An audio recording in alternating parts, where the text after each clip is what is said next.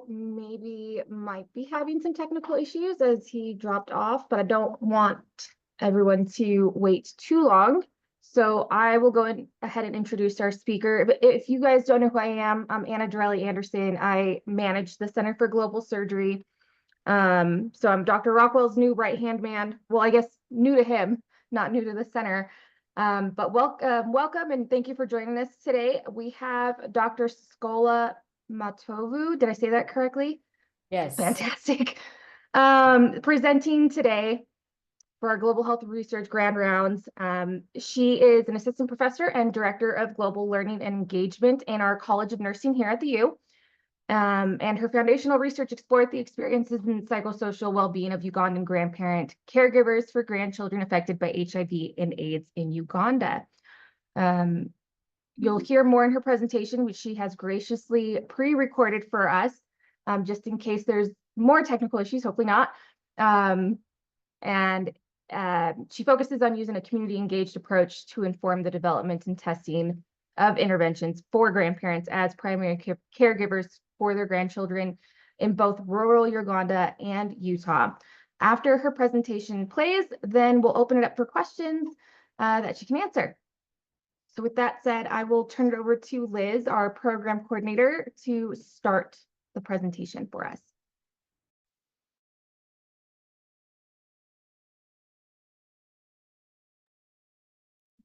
Liz?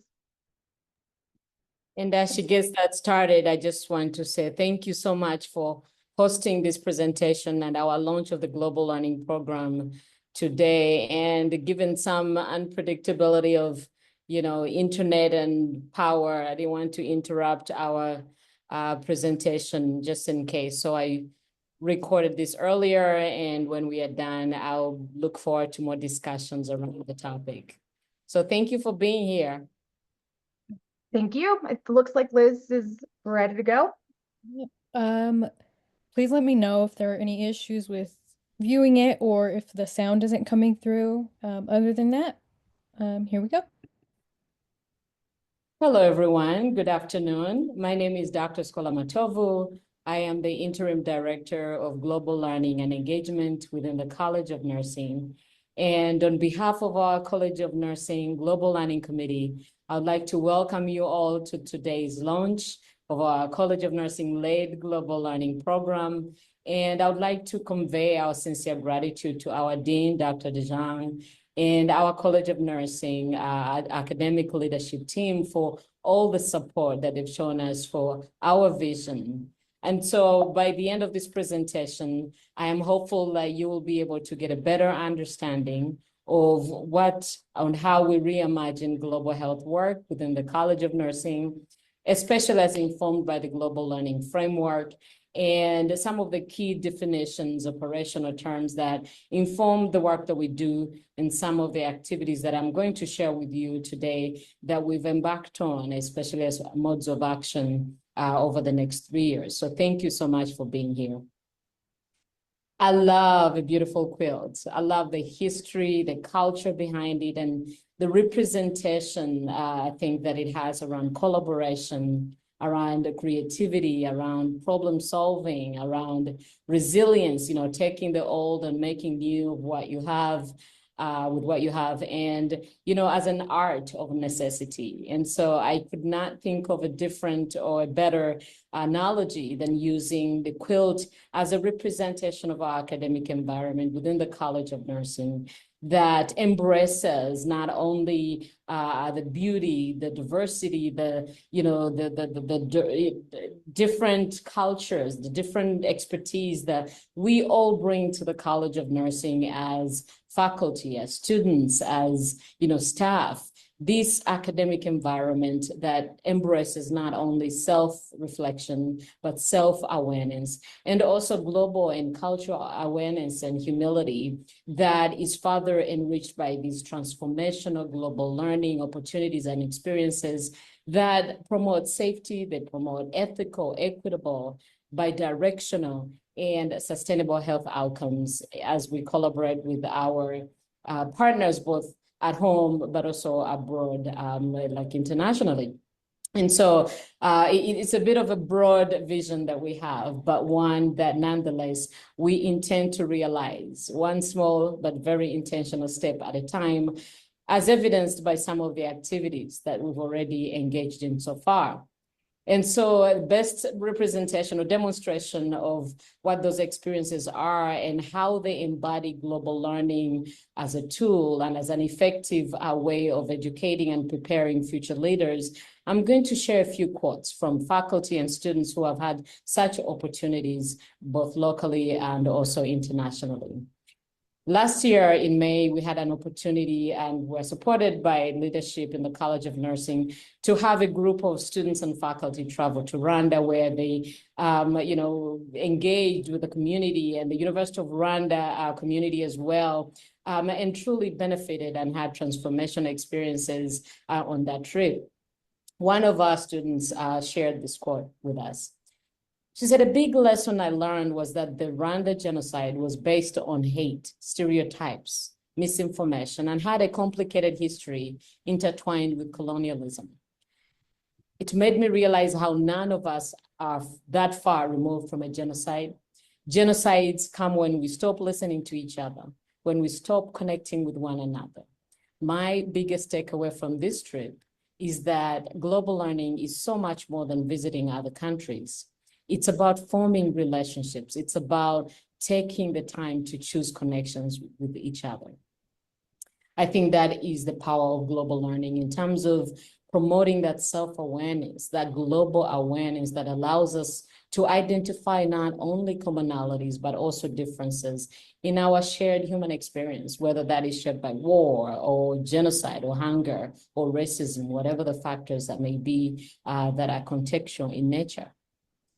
Then we have another quote from a faculty who traveled to Haiti.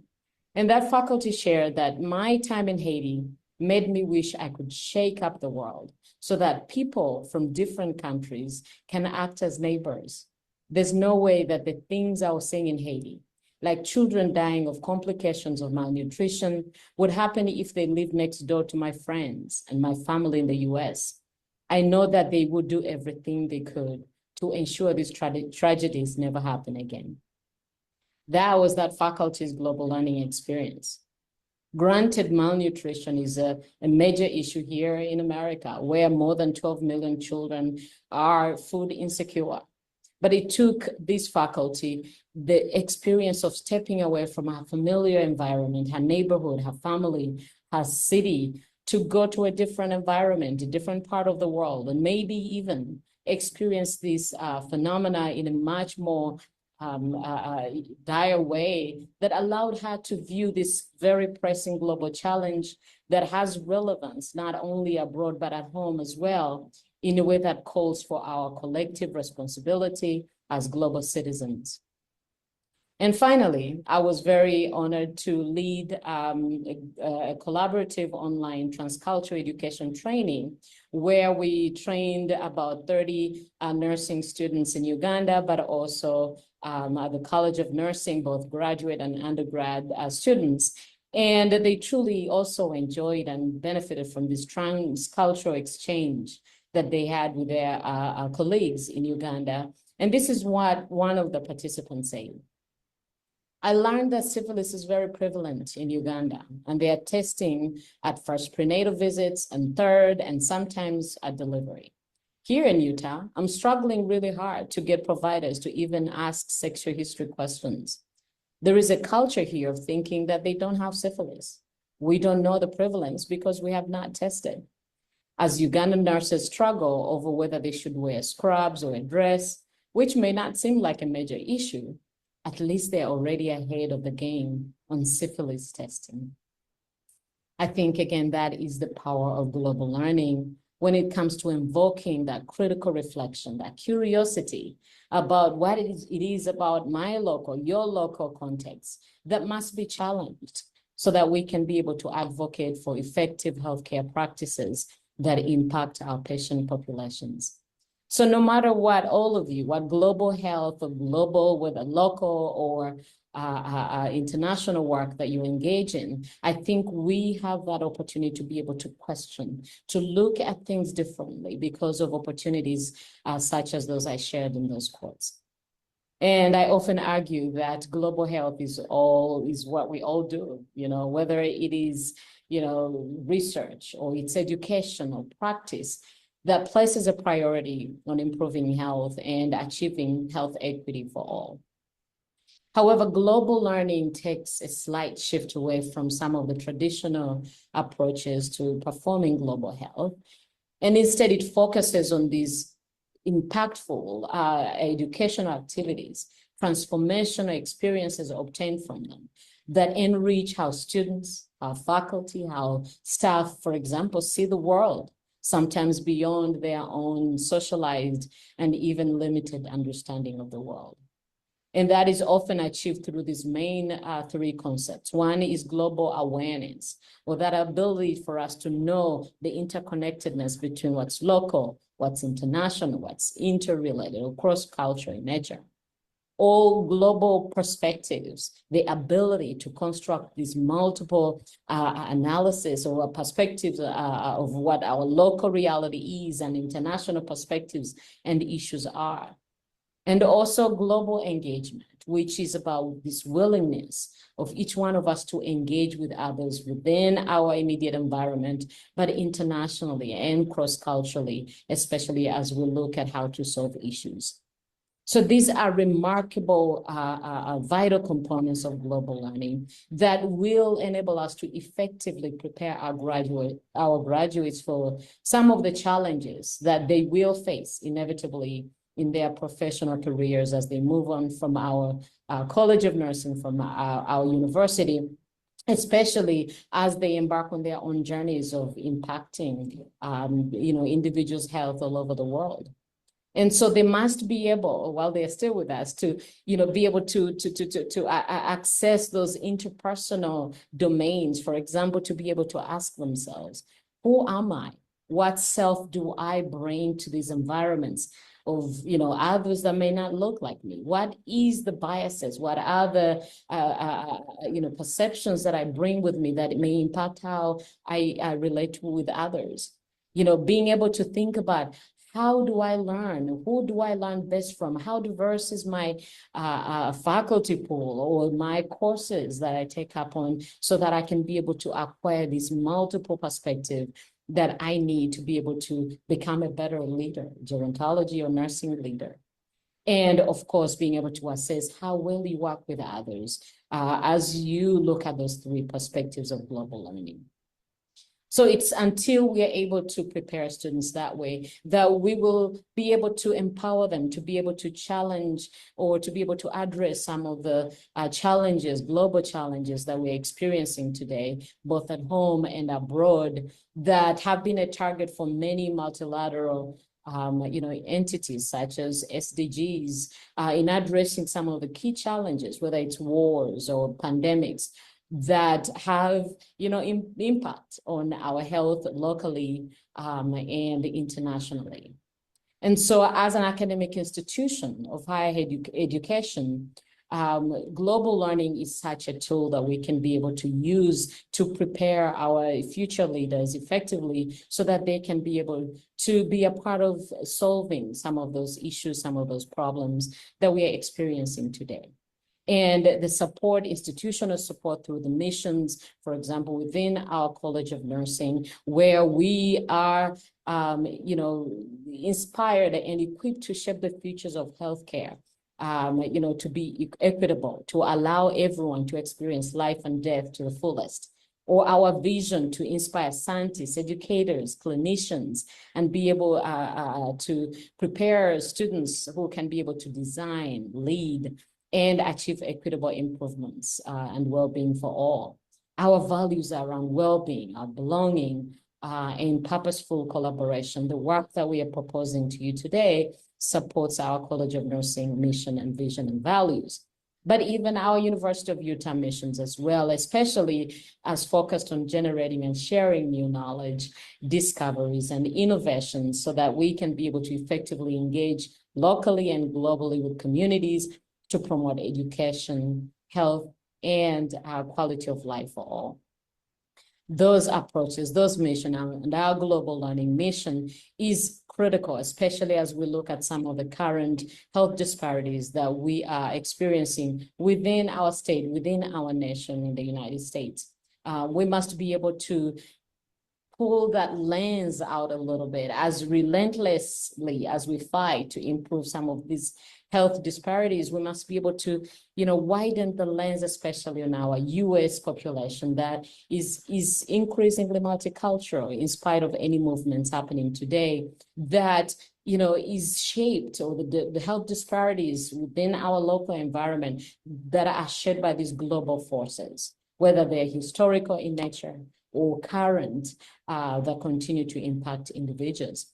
Forces such as colonialism that shape post-colonial attitudes that we carry with us as we interact with others. Issues around immigration patterns and other movements, especially today. And this interconnection between all these factors that are a crucial driver of health, both at home and abroad. And so it is very important that, global learning is introduced in the preparation of our future leaders. And because of widening the lens, we are able to influence or impact our individual, but also our collective perspectives as an academic institution of higher education that can be able to effectively prepare critical thinkers, collaborators, and problem solvers who understand the connection between what is local, but also what is global, and be able to address these through an equity-centered lens.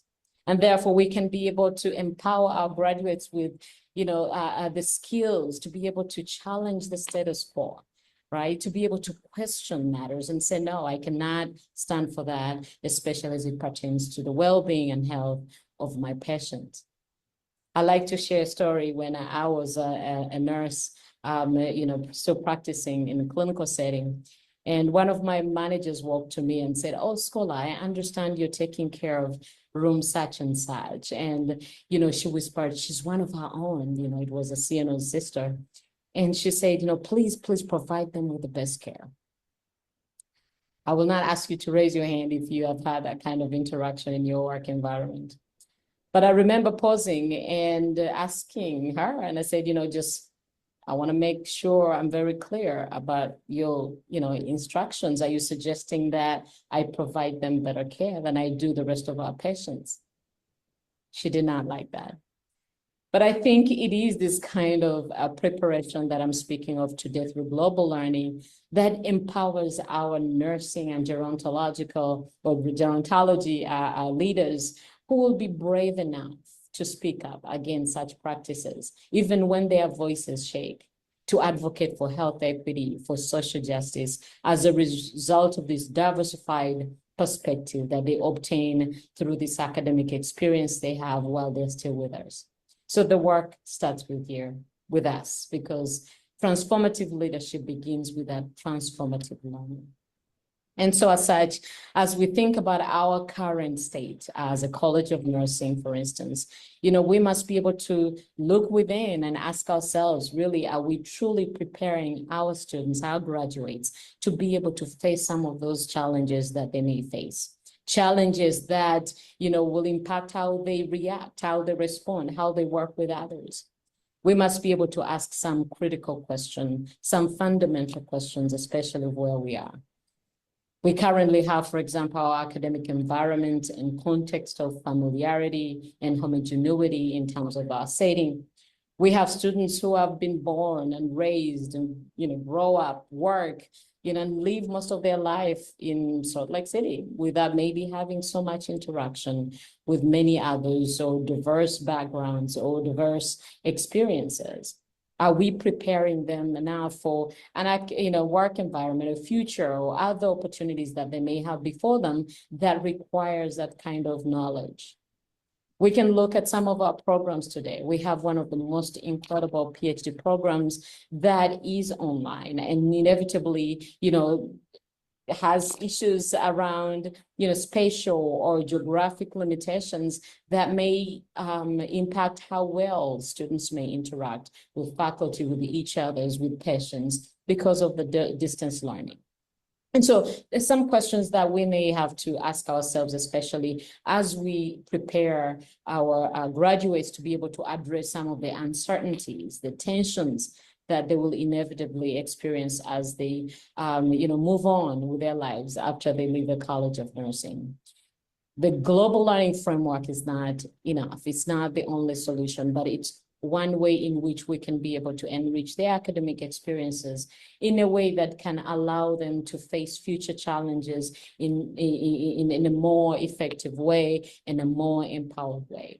And so as we envision the work that we've set out to implement with the Global Learning Program, we want to be able to support all our departments so that we are not reinventing the wheel, but we are supportive of all the other initiatives, all the other missions within the College of Nursing, so that we can be able to promote that collective growth as we continue to grow as a program, especially as we think about our research growth, for example, that's, our research department that seeks to build a research community with diverse nursing foci and be able to promote collaborations with our partners, both local and international. I think, being able to devise ways in which we can support each other in these endeavors is absolutely critical.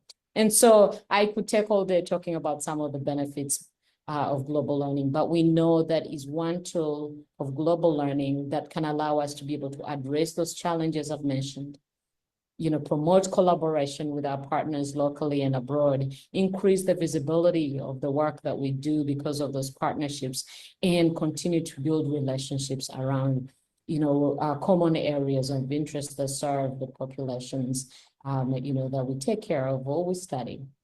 So how do we achieve that?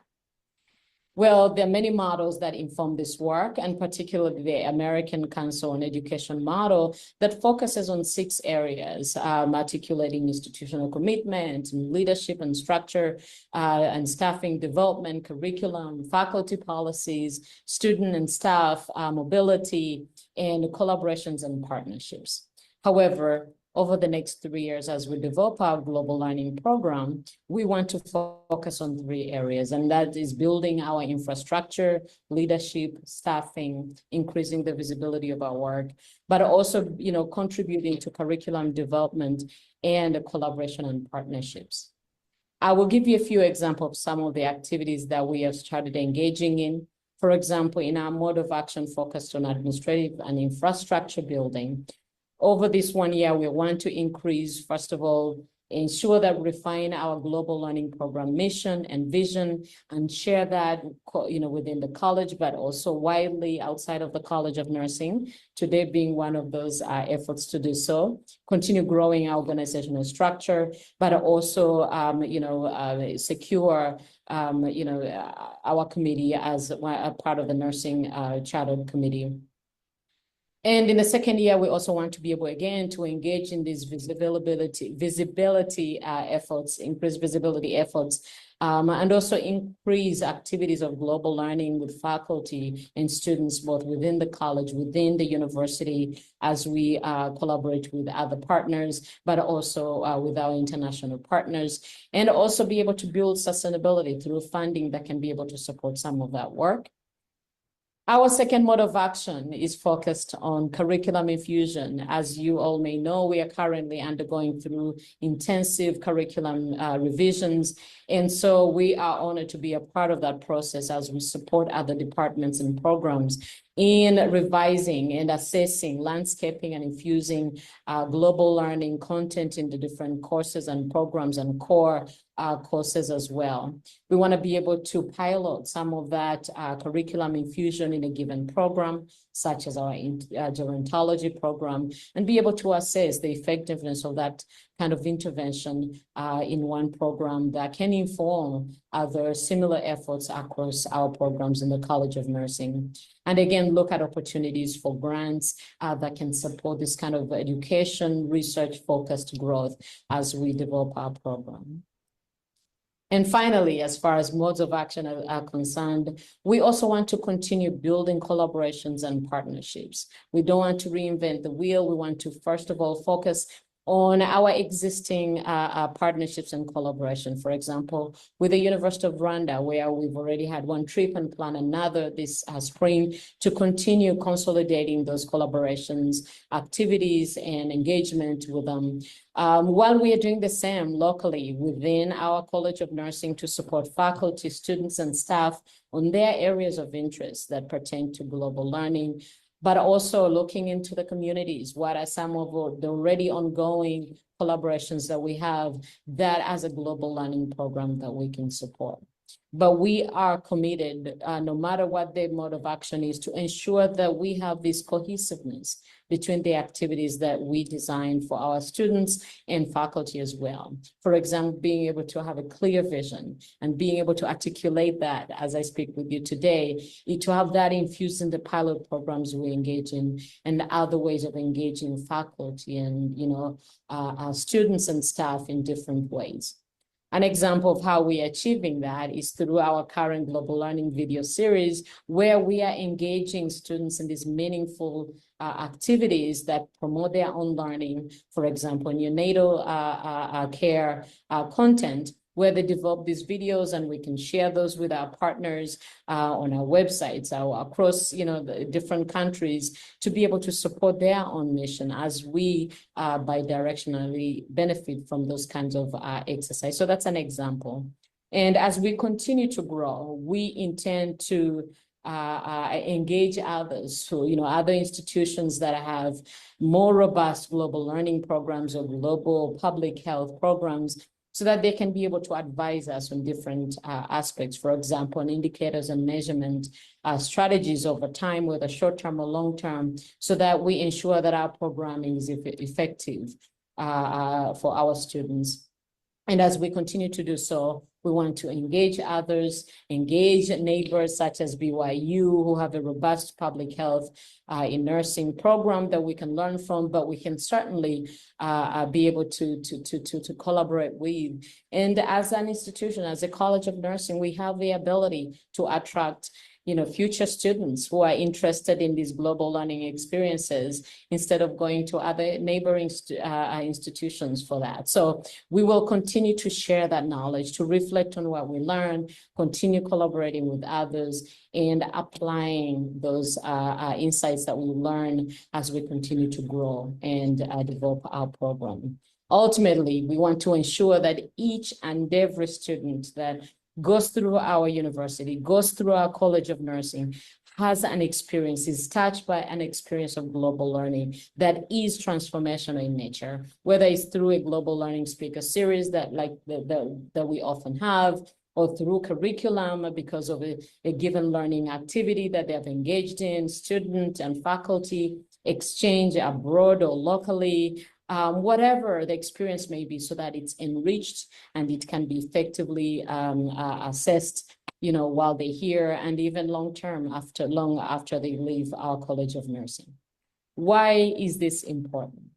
This is absolutely important to us as a College of Nursing, as a profession of nursing, because we are the largest healthcare workforce. And because of that, we have this ability, we have the power to truly, take leadership of this transformational change, especially in terms of preparing our future leaders. We have this opportunity to create a powerful transformational ripple effect of change that goes beyond these individuals that we touch, whose lives we touch, our students, our faculty, our staff, but they spread out to organizations, to communities, to systems that they are going to impact many years to come, as they carry our name on their credentials, and we have that impact to make while they're here today. That is the ultimate return on investment. And I thank you all on behalf of our Global Learning Committee for joining our efforts, for allowing us to share our dream for what global learning looks like, how we are reimagining global health work within our College of Nursing. If you have any questions, if you have any discussions that we can engage in to support each other collaboratively across different initiatives on campus, please don't hesitate to reach out to me. You can find our contact on our webpage. Thank you all so much and have a wonderful day.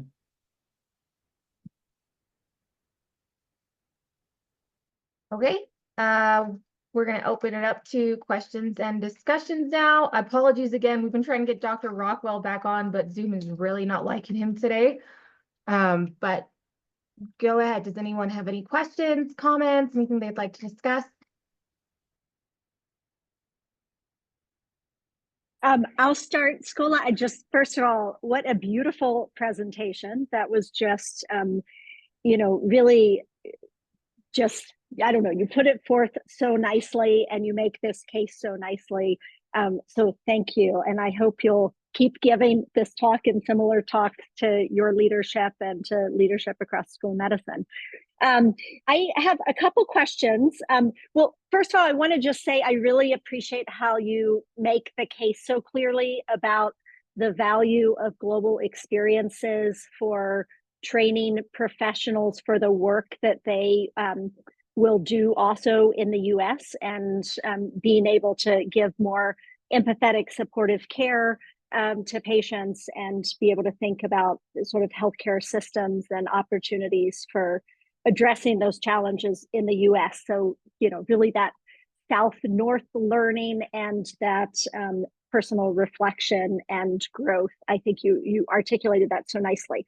So my questions are, I was wondering what your ideas are for kind of creating some type of certificate or track. Is that something considered?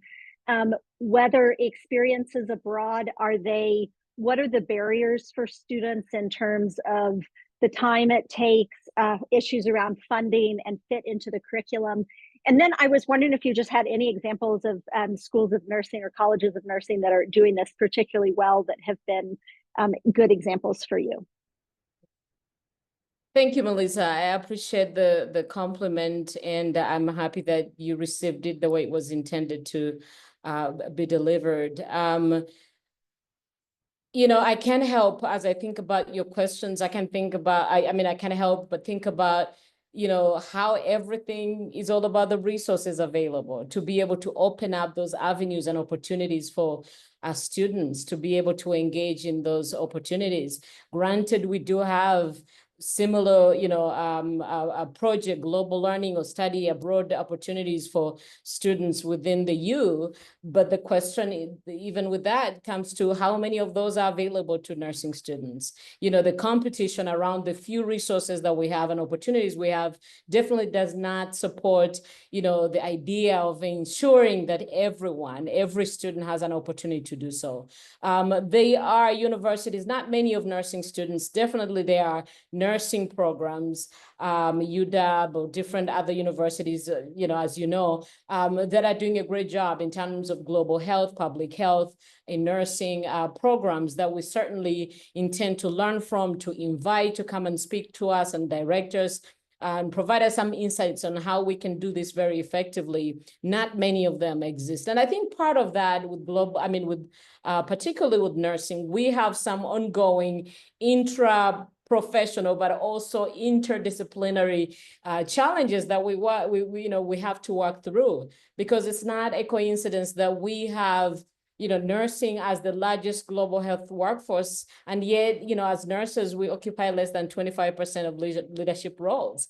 And so if we are not in those positions of influence where we can be at the table and advocate for these opportunities and speak up for our students and be able to provide the leadership and the resources that we need to support students so that they can be able to realize what their own professional identity is. Without all the resources and the that support individuals to lead initiatives such as this that promote that growth in leadership in education, then we're not going to be successful. And so the support that we are getting today from the College of Nursing, that I hope continues to be available. But of course, as we look at other opportunities in which we can grow those resources so that we can continue availing these very valuable resources to our students. There's some universities that actually require that every student engages in some kind of global health or global learning opportunities or throughout their academic experience with them. And so hopefully we get to that point, because we are living in the world where that awareness, that understanding is critical as we continue. So I'm not sure if I answered all your questions, Melissa, but I'll be more than glad to continue having this discussion with you. Deanna. Fabulous presentation, Schola, as always. Really enjoyed your visuals and the quotes and the big picture thinking. I have a couple comments. One issue, just people may not know, but one reason why it's really hard to get nursing students involved in more global learning activities is we're a year-round program. So we just don't have the breaks that other programs have. But on the flip side, I really enjoyed Schola's leadership training program, where we did distance learning, synchronous learning via Zoom, coordinating between our students early in the morning and Ugandan students in the evening. And I think that was a phenomenal opportunity for our students to engage in real-time global learning within their schedules. And I think that you should really look at more opportunities like this across disciplines and across health sciences. My other comment is, and I'm sure many of you are feeling the same, I'm having a hard time sleeping at night with the political commentary, the political motives, rhetoric, priorities that are happening in the US. And global health, global learning is clearly under attack. I mean, with cutoff of PEPFAR funding, laying off of USAID employees, and I don't know what that means for some of the projects that are even happening at the U already, but how do we organize and come together and support ourselves during one of the most difficult times that I've experienced in the global health world? I mean, even we had President Bush willing to do, to support PEPFAR. So, I mean, we're coming against some of the biggest obstacles we've ever experienced. Yeah. I mean, well said, Deanna, and that is the elephant in the room that we cannot avoid, especially as we have these discussions. And so I personally look forward to engaging in more of these discussions with Juan Carlos, with the Global Health Council and other groups on how we can be able to address this. Because again, as I said, preparing students who can be able to stand up at these critical moments such as this is part of the solution, but we have to get there, right? And so making those changes, improvements while we are navigating the uncertainties of today's world is a very important question that we have to all engage in. So I'm open, I'm willing for us to continue having these conversations within our college, within our university, and even outside, so that we can be able to find some solutions, whether temporary or ongoing, as we face these challenges. Thank you for that question. Juan Carlos, do you have a comment on that? I'm putting you on the spot. Thank you for being here. No, thank you, Schola, for a wonderful presentation. I mean, I think as we say in Spanish, I'm raining over wet here. We all acknowledge both your knowledge and your teaching capabilities that are superb.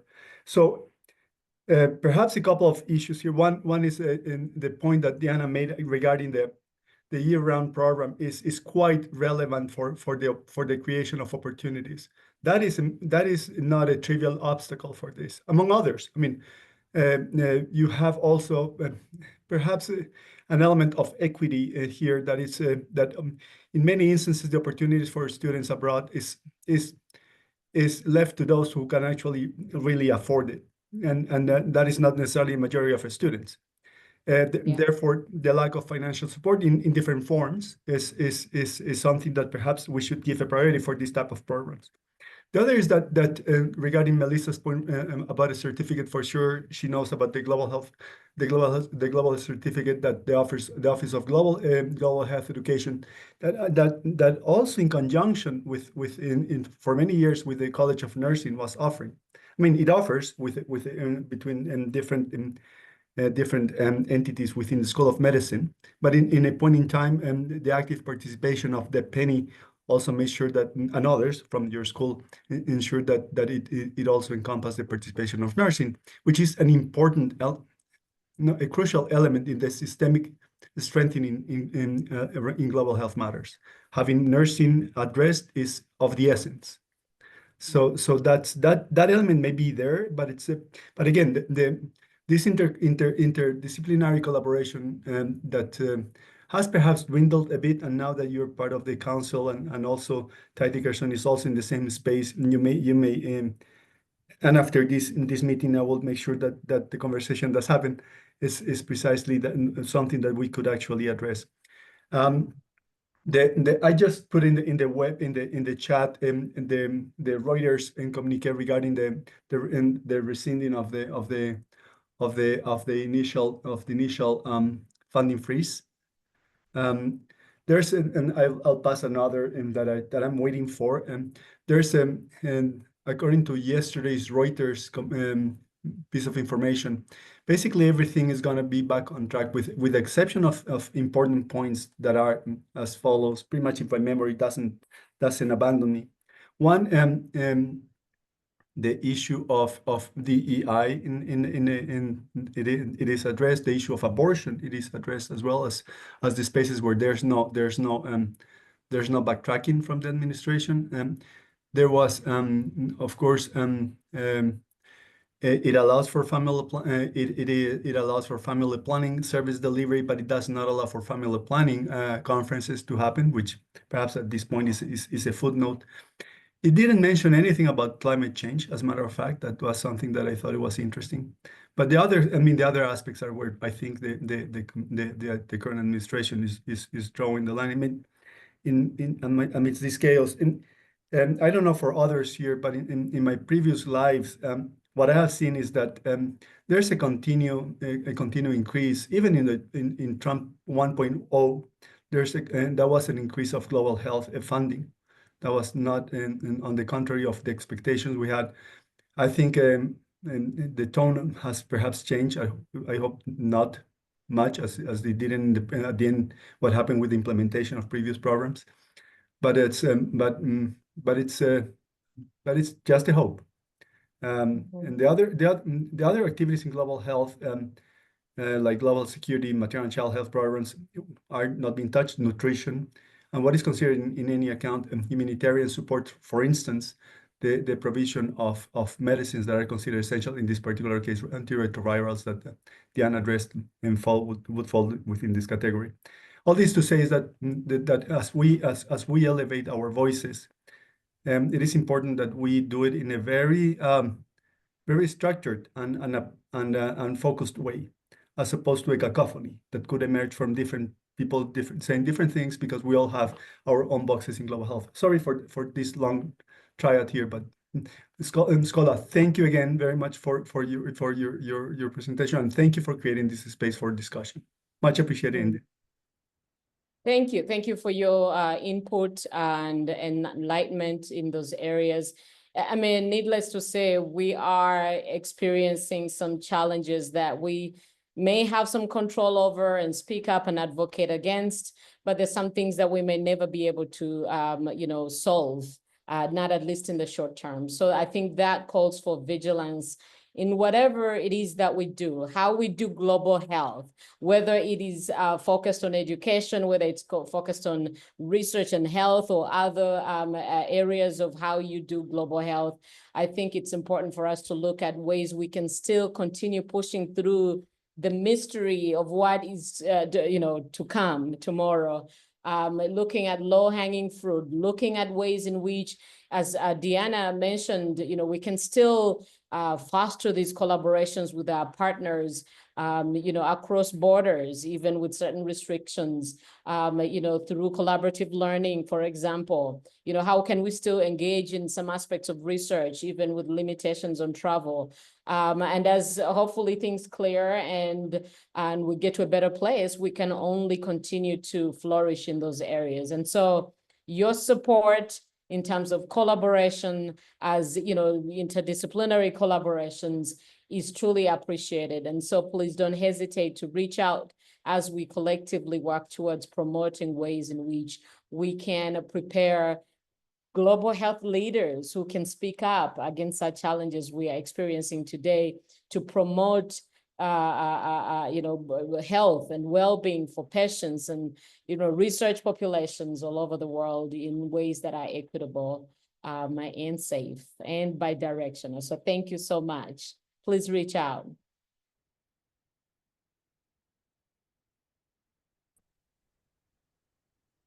All right, does anyone else have any comments or questions or anything like to discuss? I agree with everyone else, by the way. Fantastic presentation. I'd love to talk to you more about the curriculum development and assessment aspect of it, maybe offline as well. That's my background in medical education, and everything that you presented about sounded so interesting to me. And I'd like to see there's something somehow that we could incorporate that even more within the global surgery space as well. Thank you, Anna. And I hope we can be able to share this Zoom recording, so others can benefit from the questions that others have asked, and we can share with those who are not able to attend. Thank you so much, Anna. You are more than welcome. And if anyone doesn't know this, we do post our recordings on YouTube afterwards. So hopefully it usually takes like a couple of hours for students to do what's thing and process it, but it'll likely be on our YouTube in the next day or two. So if you want to share with friends, colleagues, anyone who might be interested in this, you can certainly direct them to our YouTube. But if there is nothing else, I think we can wrap that up. And once again, thank you so much for the wonderful presentation. Thank you, Anna. Thank you all. All right, bye everybody. Take care.